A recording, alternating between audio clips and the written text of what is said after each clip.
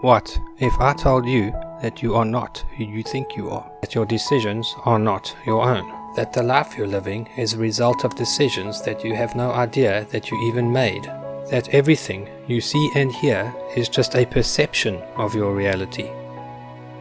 Over the next few videos, we'll take a look at why this is not a bad thing, how it benefits us and is crucial for our survival as human beings. If we wish to survive. You are always thinking during your waking hours and during most stages of sleep.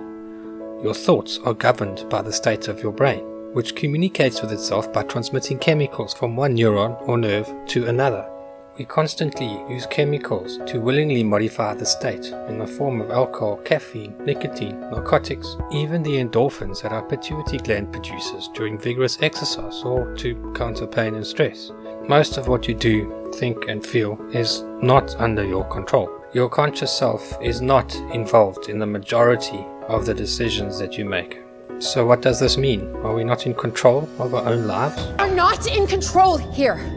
Well, your brain isn't particularly concerned with reporting what it's doing to your conscious self or how it's made its decisions. It's more concerned with processing incoming data and adjusting your behavior accordingly. It doesn't care whether your conscious is involved or not. So going about your daily life, you have no idea what is going on inside your brain. So, by processing all your sensory information and coming up with the required behavior without your consciousness interfering, your brain is able to operate faster and more efficiently. This is an evolutionary trait that has allowed us to become the finely tuned machines that we are today, while we battle to comprehend the complexity of our brain's functionality. Physicist Emerson Pugh once said that if our brain was so simple that we could understand it, we would be so simple that we couldn't. Luckily, you have an autopilot. Without it, your reality would be slow. You wouldn't be able to achieve many tasks you perform daily, tasks you don't give much conscious thought to, even simple tasks like walking or driving, brushing your teeth, playing with your dog or cat.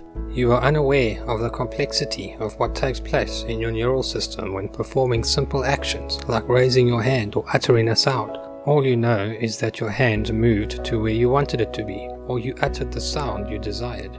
Some of these unconscious traits you've had since birth, traits that are crucial to our survival as a species, while others are learned from repetitive actions with positive or negative results. Both are massively beneficial to our perception of and how we deal with the environment around us.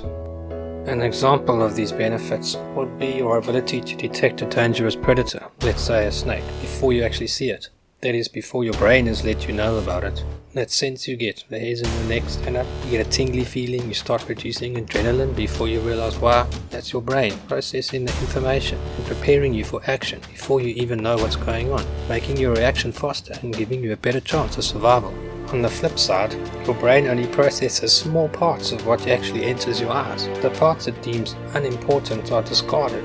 Bike blindness amongst motorists is a good example. It's not that the motorists are not looking, they're just not looking for motorcycles or cyclists, so their brain simply discards that information, resulting in an accident or hopefully just a near miss.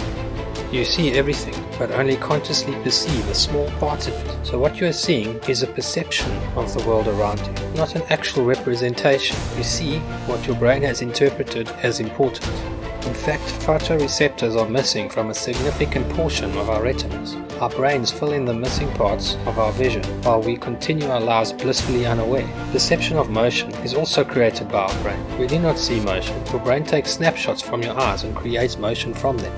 So, for us to survive as the efficient species we are, we need all this processing to happen without our conscious interfering. We simply wouldn't survive in this form if we had to consciously calculate every minuscule operation our brains perform. We wouldn't be able to be human.